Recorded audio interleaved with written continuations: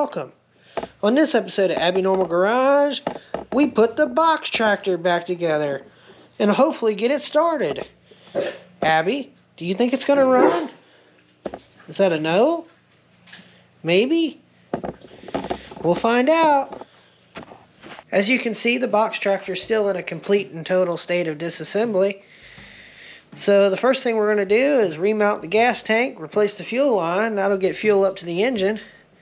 Then we'll put the center console together and the steering. That way we can drive it. Then I guess we'll find us a battery and we'll get it started, hopefully. We'll probably do a lot of the work off camera and we'll bring you in for the highlights. But anyway, sit back, enjoy the show. Back with a mini update. We got our new fuel line hooked up. Our gas tank's bolted back in. We had to pull the oil filter off to get one of the bolts back in, and what came out looked a little nasty. So before we get this started, we're going to have to go out and get some oil. You think we need oil? Yeah. We'll have to go get gas too, because it ain't got no gas in it. Don't you speak to your fans that way. Back to the fuel hose. We got it routed up through here, going through the hole in the frame, over the engine, up to the fuel pump, now onto the dash. While we're in the process of putting this back together, I'm going to go ahead and replace this stripped out choke cable. So you could probably still get this from Toro. Maybe. They probably want 50 bucks for it. Or, now you could save some money by getting this $10 or $15 generic off of Amazon. Now it doesn't have the heat shrink, but that's no problem. We're going to go ahead and show you how to do that. So, if you're interested in getting this done, you line up the ends. First we need to figure out how long to cut the sheath to. Now I already made a mark off camera where I need to cut it. So what you need to do before you cut this is pull the actual choke cable out so you don't cut it. So let's go ahead and get the cutters and do that. Now I've pulled my choke cable out far enough, so we'll just cut it like that, and now we shove it back through. And it's going to stick out a lot, I'm sure. There we go. Now, it's sticking out the end about 3 feet, so we're going to go ahead and cut it. You got to make room to do the Z-bend, so I'm going to go probably about here. Well, maybe a little bit shorter. Almost got ahead of myself. First, we're going to put the heat shrink on before we do the Z-bend. It'll make it a little bit easier. So I've got this big roll of 1/4 inch heat shrink. Got it off Amazon. Used it on a lot of different things. So what we'll do is we'll cut a piece off long enough to cover the whole cable. And then we'll heat shrink it with the heat gun that I got warming up. Once we get all the heat shrunk, we'll pull the cable out, shoot some oil in it, and then we'll put the Z-bend on. So, alright, we got our Z-bender tool out. So, first you bend it over that way, turn it, and bend it over that way. And just like that, we've saved time, money, and frustration. Okay, so if you watched the first video, you'll know that we broke that bolt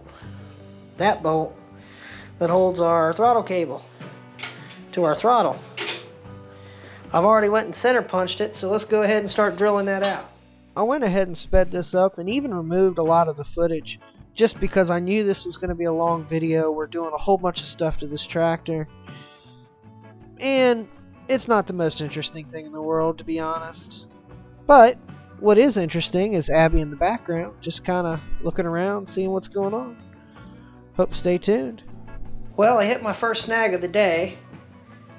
I don't have a bolt to put in that intake manifold, and I can't seem to find the clip.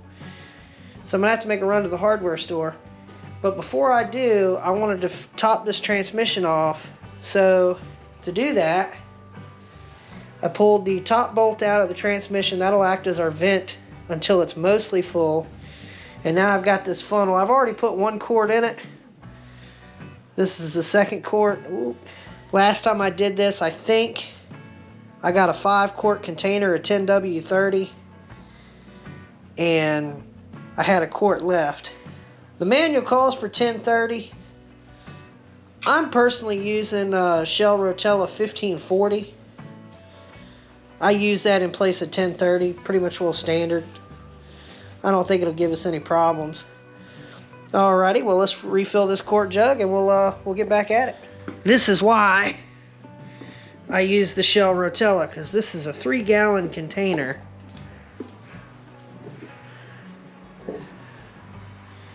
They're about 50 bucks for at Walmart. Well, we just got back from Tractor Supply. I couldn't find my 1024 tap, so I went out and bought a new one. Of course, the standard tap, it bottomed out in the hole before it actually made threads. So I ended up grinding the tip off of a brand new tap to make a plug tap. So we got that tapped out. We're ready to put it back together. I had to dig around, but I think I found a shorter screw. Of course, when we actually go through the engine, I can fix this correctly. I think that's about right there.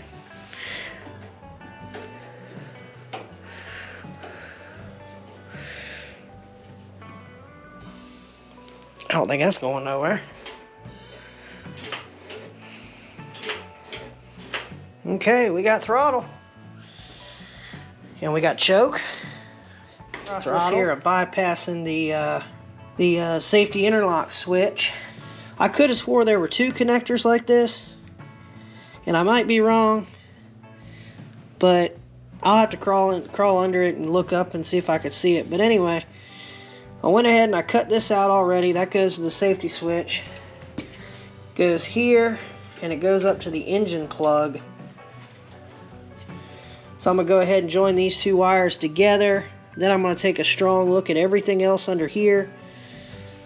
These fuse holders clip onto the... well, that looks melted.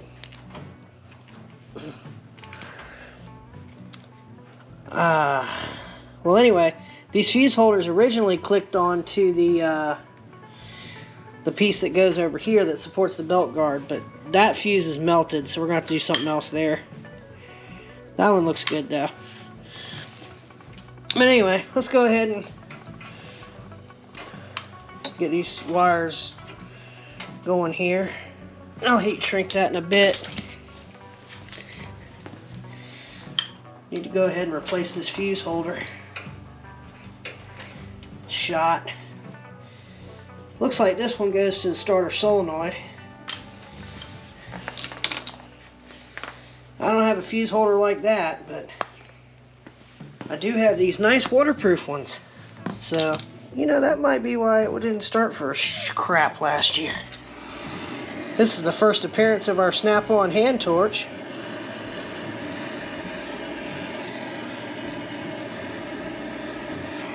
Gonna go ahead and put a 15 amp fuse and see how that does.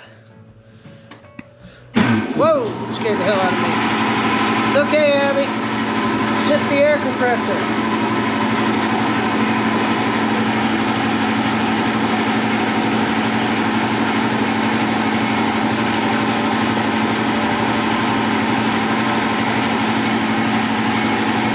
Look at your pretty face.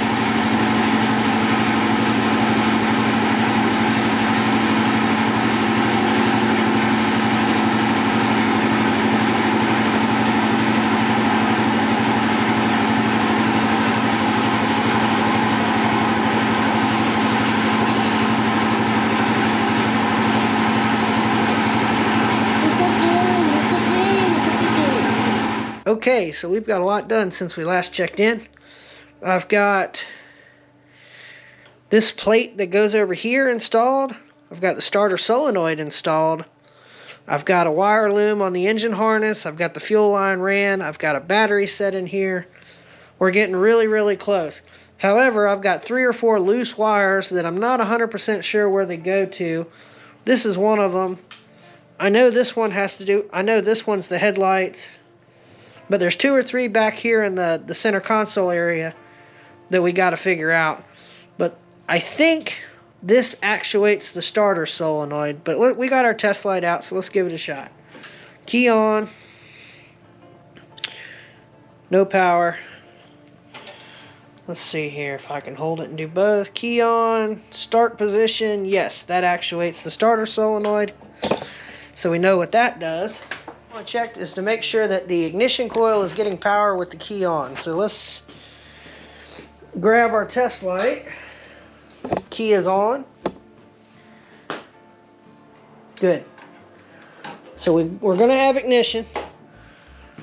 Now,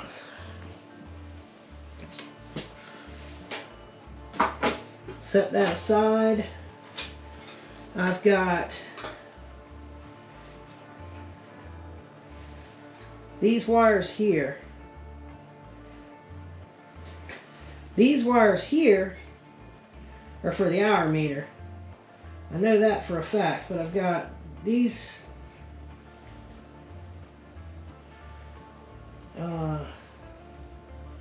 I've got this wire, this wire, this wire, and this wire.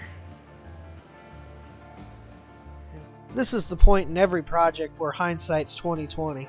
I got to thinking about it afterwards, and that wire that I tested for power with the starter solenoid probably went to a combination of these 4 extra wires, because originally you would have to hit the brake pedal for this thing to even crank. Well, afterwards it just cranks, which is no big deal for me.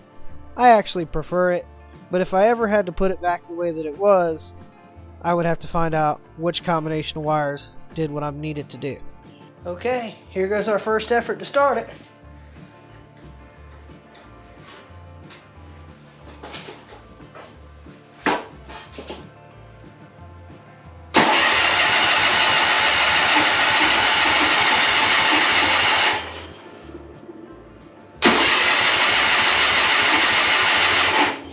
I don't see it picking up fuel yet. Let's use some dinosaur spray.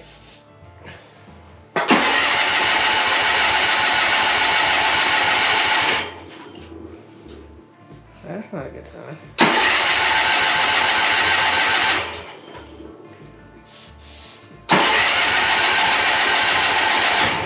Hey, there you go.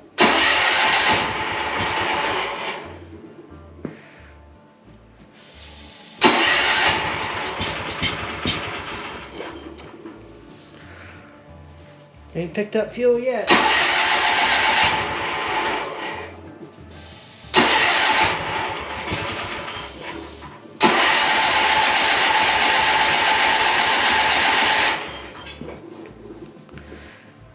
It's got oil pressure, we know that much.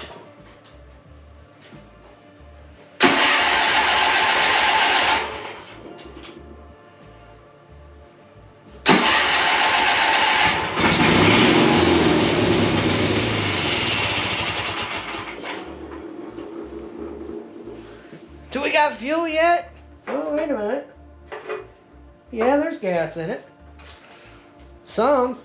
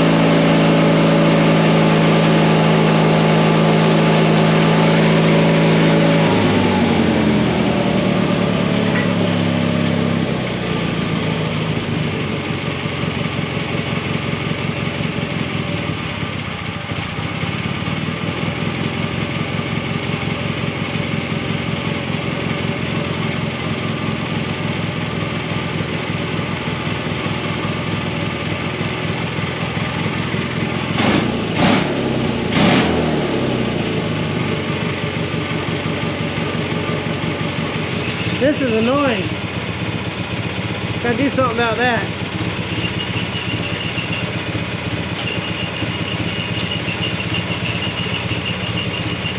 keep checking the transmission oil.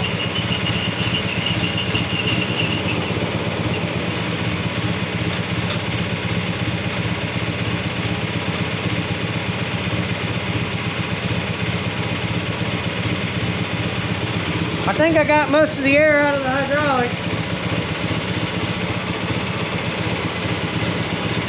I could be wrong though.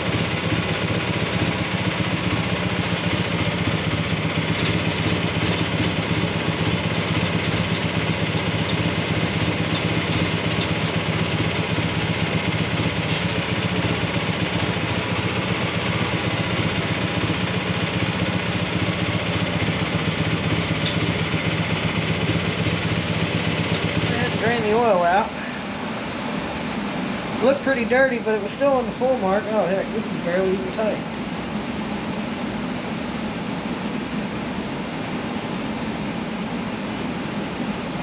Oh yeah, it looks great.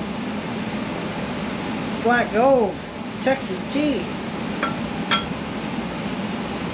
I'm gonna go ahead and get all the tools up that I don't need, and I'm gonna call it for tonight. Tomorrow we got to fix the toe end of the tire. The lift mechanism is hitting the gear reduction steering. We got to fix that. Got to drill the hole for the steering wheel, wire up the lights, clean up the wiring, and I think we can put this baby back together. So we'll see you tomorrow. It's day 2 working on the box tractor. We're going to need all the help we can get. So we got a wrench here for Abby.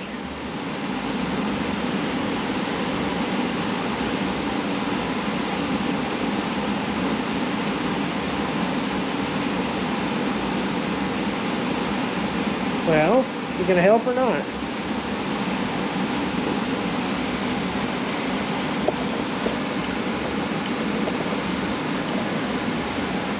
No? You don't like your wrench?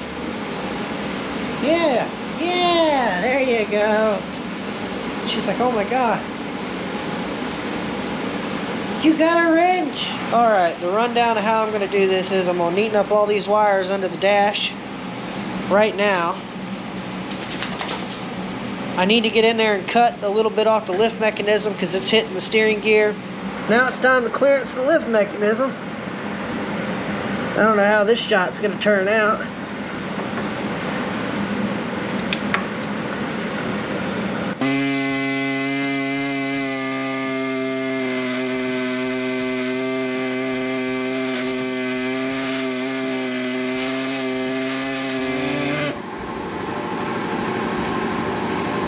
Okay.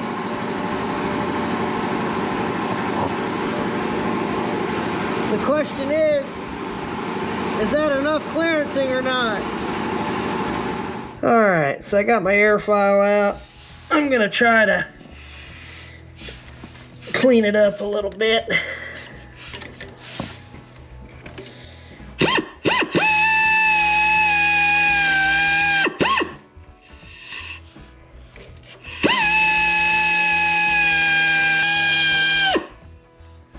I doubt that shot turned out, but we rounded that off, so hopefully that'll clear the gear. Well, let's try to fire it up and give it a shot. Hello. I go to get out and I have this in my face.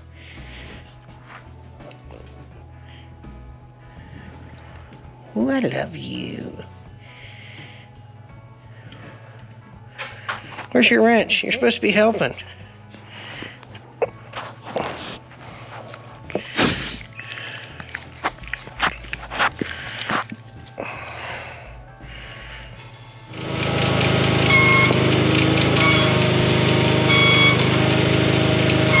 Well, we made some progress since we last checked in. We got our base plate set in here. Hour meters hooked up. I didn't bother hooking up the parking brake switch. I have a feeling that when I disconnected the PTO that I bypassed all the safeties. So I ain't too worried about it right now. That panel is ready to go on. Got the front headlights in, wired up. They're working great. Well, now we got to put the back half of the tractor back together. Okay, we're back. We got all the back sheet metal on, seat mounted, dash put together. Belt guard installed. It's really dirty. It's been sitting behind the sandblaster for over a year. The only thing that's stopping us from taking this thing out right now is we got to fix this tie rod issue. My solution is going to be to cut this tie rod, turn this wheel straight, and then mark where I need to cut it again. So let's go ahead and cut it. So we got the tie rod cut. We got it clamped up in this little jig, and we're about ready to weld it up. That don't look too bad. Well, we'll let this cool down and put it back on. Well, here we are. We got it back together. It's raining outside, but we're still going to do a test drive, I think. I got everything but that side piece. That was not included with the machine. So let's hop on and give it a try. Let's see how it starts.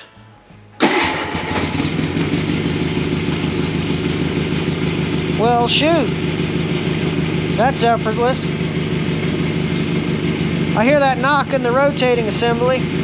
I hear you knocking, but you can't come out. Alrighty. Engage the transmission. Test our indicators. They work. Let's turn our lights on.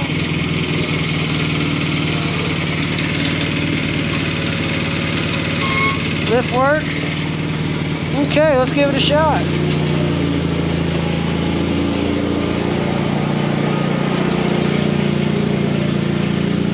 Oh man, this steering is great.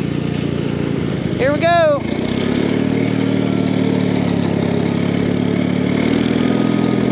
Yeah, it's definitely blowing.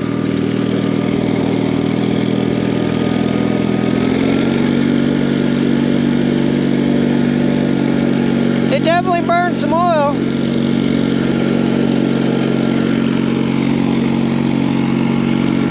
But it runs pretty good.